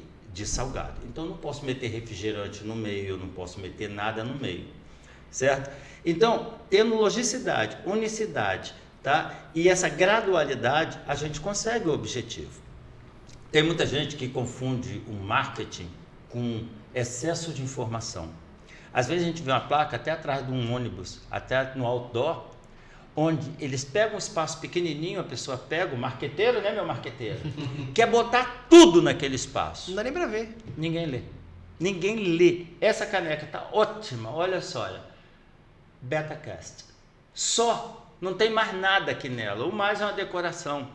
Mas tem gente que quer fazer uma caneca e enfeita com essa caneca toda, bota tudo ali. Eu já vi em ônibus. QR Code, Vinícius, quem vai apontar um celular? e-mail, Instagram, Não faz número, sentido. 5, 6 números de celular, além de uma mensagem enorme. Ninguém lê aquilo. A pessoa tem que bater o olho e pô, li e acabou, é num piscar de olhos. E você se acha uma pessoa ligada ao marketing tradicional? Porque você não tem Instagram da marca. Não. Meu marketing é totalmente doido, como eu falei. Eu mesmo faço aquele negócio todo. Teve um que foi Tome Posse. Tome posse. Tome Pode posse. até você contar a história desse Esse Tome Posse foi assim. Estava eu tomando banho. Parece que eu tenho tanta ideia boa tomando banho, sei lá. Quem tá tomando pouco banho aí, ó? Pelado, eu tô... tomando banho. E uma vizinha, não sei de qual andar, estava com rádio, isso era cedo, com o rádio ligado no programa evangélico. E eu fiquei atento, porque eu tenho princípios evangélicos. Hoje eu não frequento igreja evangélica, nem igreja nenhuma. Mas Deus está em primeiro plano para mim. Claro. Aí estava eu ouvindo esse programa. Tinha uma senhora que ela não estava louvando, ela estava gritando. A dona pregando, mas gritava. E no final ela falou, tome posse! Mas numa gritaria que ficou rouca. Aí eu pensei, isso aí dá rock. Foi onde saiu aquele Tomo Posse que eu estava lançando a Big Coxa, que é uma coxinha com a coxa dentro. Como é que nós estamos de tempo, hein, menino? Tá cheio de tempo, pode ficar tranquilo. Não, mas eu não tô com tanto esse tempo, não. Eu tô doido para comer uma coxinha. Então só me conte uma coisa. Ah. Por que não tem Instagram? Eu achei engraçado. É proporcional? Neste momento é proporcional. Eu não tenho WhatsApp da Afrodisíaca. Eu percebi também. Não tem. Um Instagram, eu tiro por mim, eu, Gilson. Uhum. Quando eu vejo uma propaganda no Instagram, eu pulo, nem leio. Sim. Eu acho que o Instagram é uma rede social. Certo. Eu vou nos sociais. Então, já que eu, particularmente, não gosto de propaganda no Instagram... Você não faz? Eu não faço. Porque a maioria, eu acho que 95% da população, quando olha uma propaganda no Instagram, pula ela. Rola a tela. Dificilmente você... A não ser quando você está procurando alguma coisa específica. Ah, entendi. Então, Entendeu? esse é o objetivo que você prefere? Tá, mas também não tradicional. tem Facebook. Pelo mesmo motivo. Facebook é uma rede social. Então eu fico mais no social. E como a minha cara está ligada à cara da empresa, e eu me espelho hoje muito na figura do Silvio Santos. Por que a figura do Silvio Santos? Várias gente, o Portiolli tentou segurar a SBT, o Gugu tentou segurar, ninguém consegue. Só SBT, a filha dele se destripa. Mas é o Silvio Santos. A cara da SBT é Silvio Santos. Não tem jeito. E você é a cara da Afrodisíaca. Como eu percebi isso, mas nem percebi tanto que falaram, e eu comecei a perceber que realmente isso, porque não meu próprio Facebook, meu próprio Instagram. Então tem isso. O WhatsApp, a minha empresa é muito dinâmica. E o WhatsApp, a pessoa manda mensagem, quanto que é o salgado, a dúzia de coxinha? Quanto que é a unidade disso aqui? Aí vai embora, vai ver televisão, vai cuidar do cachorro, vai lavar calçada, daqui a pouco volta. A gente já respondeu e ficou na estaca. Sim. Não é isso? Preciso falar mais? Não. Não. É muito demorado. E você E precisa as ter pessoas... agilidade. E eu acabei com o WhatsApp da empresa, quando uma dona mandou mensagem para lá, que aí a menina, uma das operadoras, já tem 3, 4 pessoas que ficassem volta com o WhatsApp. Uma delas chegou para mim, para me fazer uma pergunta que a moça tinha feito, se podia abrir uma coxinha para ela olhar, tirar uma foto e mandar para ela ver a quantidade de recheio por dentro. Esse é abuso. Com certeza. Já tinha tomado quase meia hora da menina. Eu falei, não, agora quem quiser resolver esse É troço... por telefone. É telefone. Você quer o quê? É assim. Tem como mandar foto? Não tem. Tem WhatsApp? Não tem. Entendi. Minha vida mudou. Você deixou mais ágil os seus pedidos Ficou e você muito não rápido. perdeu. Você não perdeu nada por Não isso. perdi nada. O WhatsApp só atrapalha, só atrasa. Eu te vou fazer uma pergunta, Gilson. Talvez como que você vai responder? Eu vejo você como um cachoeirense nato. Você foi nomeado comendador. E eu achei isso muito legal. Você mostrou o seu amor por Cachoeira nos últimos anos. Você tem pretensões políticas? Porque tem rumores por aí. Chegamos no local. Eu queria te fazer essa pergunta. Pretensões. Eu de Cachoeira inteiro me pergunto. Não. Eu fui prefeito uma vez para nunca mais na minha vida.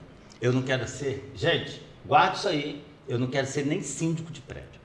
Não teremos você como prefeito. Nada, nem como vereador, nem como prefeito, nem como síndico, nem como porteiro de cemitério. Da onde surgiu isso, então? A população, porque estava se acostumada aqui em Cachoeira, não, em qualquer município, começou a se destacar muito em propaganda, vai ser político. Nós temos querendo ou não, você é a cara de Cachoeiro. Eu posso falar porque eu sou amigo dele, o Christian. Sim. Da Atletas, começou a fazer um monte de propaganda e veio o candidato. Então é uma tendência lógica disso aí, tá? Esse dia eu estava falando da Afrodisíaca do Centro no Facebook, com 2 horas deu 2.000 e tantas curtidas. Eu falei, isso dá voto para vereador. Nossa, já é 1.600 curtidas. Eu falei, nossa senhora, quem tem uma besteira, falando uma bobagem, falando dessa história de que param vans, se você procurar no meu Facebook, você vai ver, foi recente, coisa semana passada. Das vans parando. Parando. 2.600 curtidas, assim, imediatamente, inúmeros comentários. Eu falei, isso dá voto. Aí todo mundo pensa e confunde. Olhando nos seus olhos, na lata de vocês, não sei na sua lata não, nos seus olhos. Eu não sou candidato, não serei candidato a absolutamente nada. E vai apoiar algum candidato, que é a pergunta que vem logo depois. Todos. Pelo bem da cidade. Eu sempre fui direita, mas eu tenho um vizinho que é de esquerda, de porta.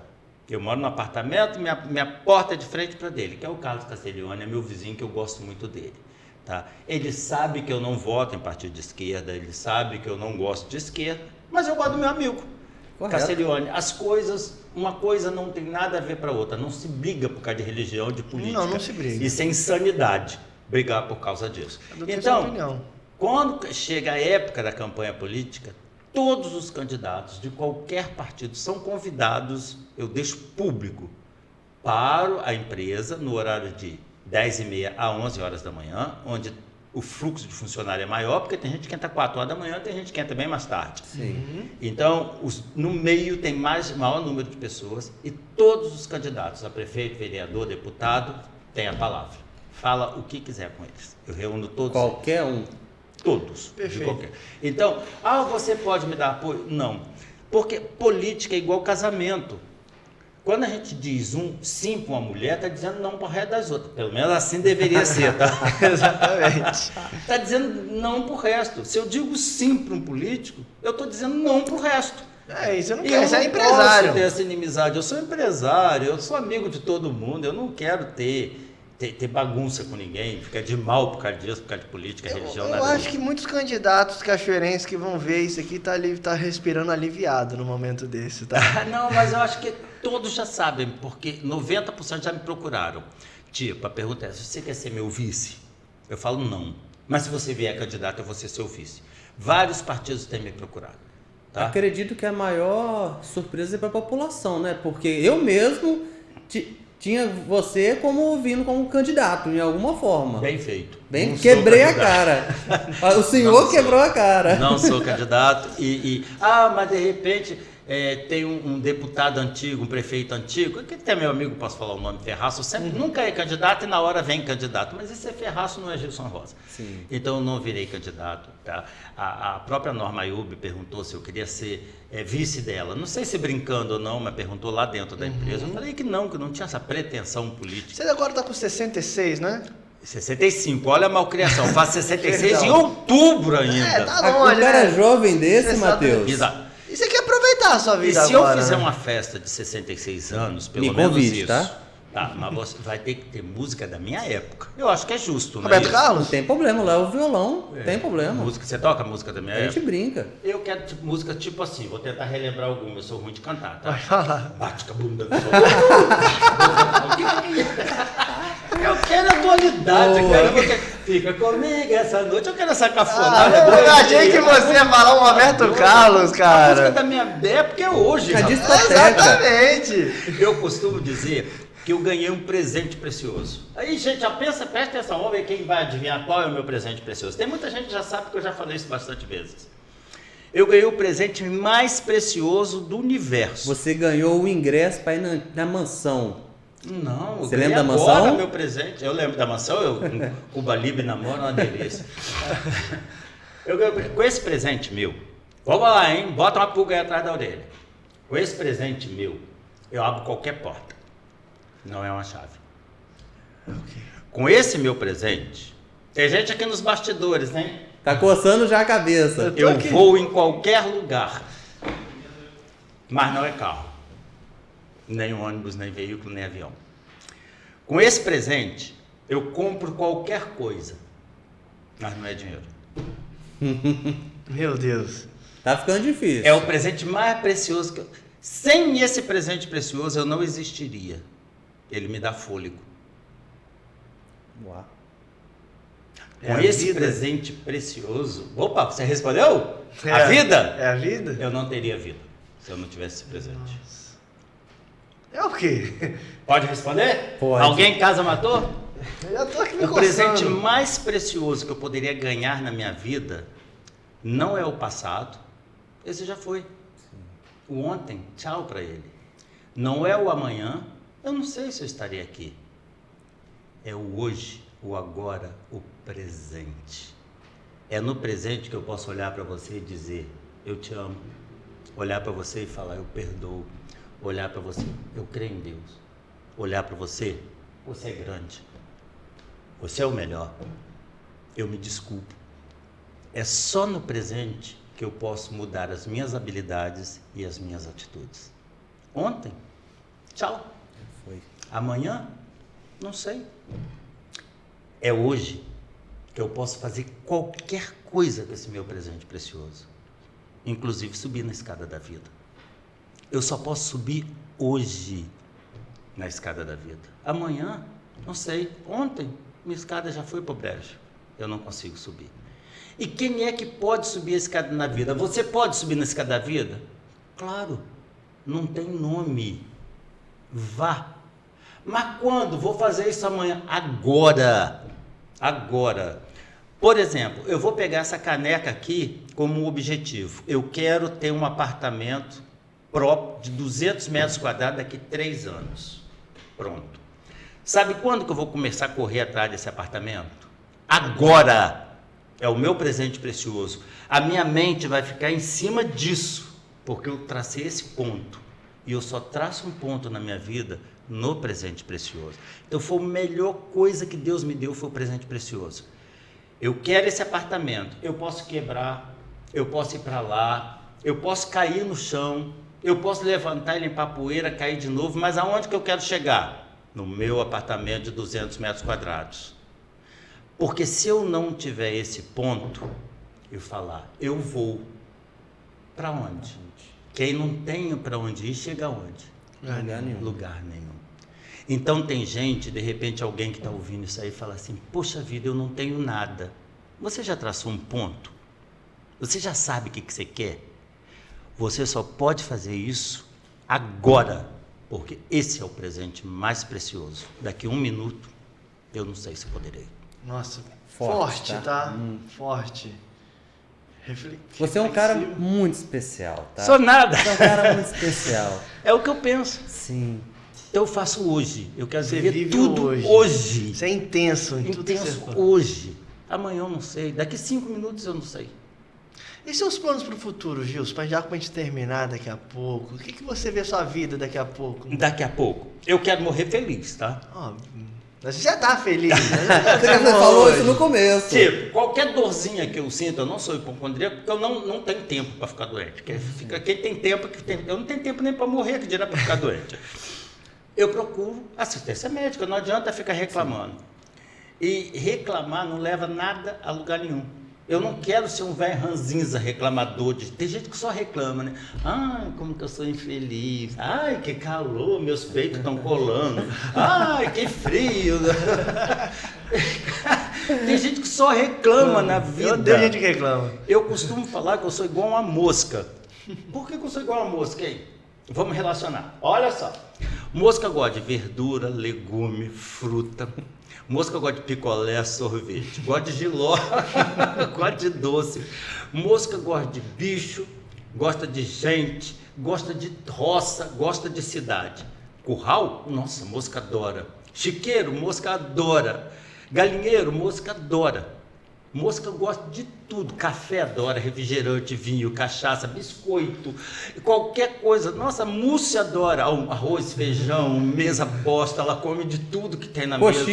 Coxinha. Mosca gosta de tudo. Inclusive, morreu um, é a primeira a posar no defunto. Tem festa, é a primeira a chegar no bolo. E é um bicho muito difícil de pegar. A mosca está aqui, pega ela.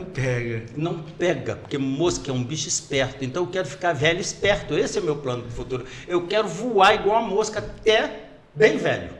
Então você não pensa em parar? Claro que não. Vou aposentar e tal. Não, que negócio de aposentar. Você quer ser 90 anos? A não ser que se alguma coisa vier, que não é o caso de hoje, prejudicar a minha saúde. Sim. De repente, daqui 4, 5 anos, eu não vou estar muito em condição de trabalhar.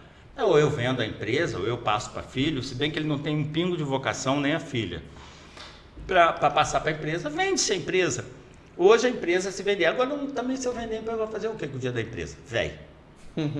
Então eu quero curtir hoje. Você não se preocupa com o futuro, então? Não, de ficar sem dormir por causa de amanhã, nem pensar. Inclusive, eu sou igual minha mãe. Se eu tenho um problema, vamos supor que eu tenho um boleto grande para pagar amanhã e não tenho dinheiro. Quebrei. É o período que eu tenho mais sono. Se eu tiver um problema grande, me dá um sono, que eu deito aqui e durmo. Mas esse sono é fuga. Eu herdei isso da minha mãe. Minha mãe, quando estava com muito problema, ela dormia dia e noite. É fuga. Pode. Eu fujo do problema dormindo. O segredo é você tomar um banho, ter uma boa ideia e acabar com esse problema. Não, mas até não é problema. Quando eu estou muito preocupado, para mim é ótimo, porque eu durmo. Entendi. Quando eu acordo, já é outro dia, já é outra hora. Eu durmo, me dá muito sono quando eu estou preocupado. Se eu estiver triste também, me dá muito sono. Entendi. E é uma fuga boa. Uma fuga boa, que é melhor da sua saúde. Tem gente que... Nossa, perdi a noite inteira pensando naquele problema. Aí eu durmo de ficar com a língua arrastando. Eu acho até o meu problema, então, que você. Tem problema nenhum.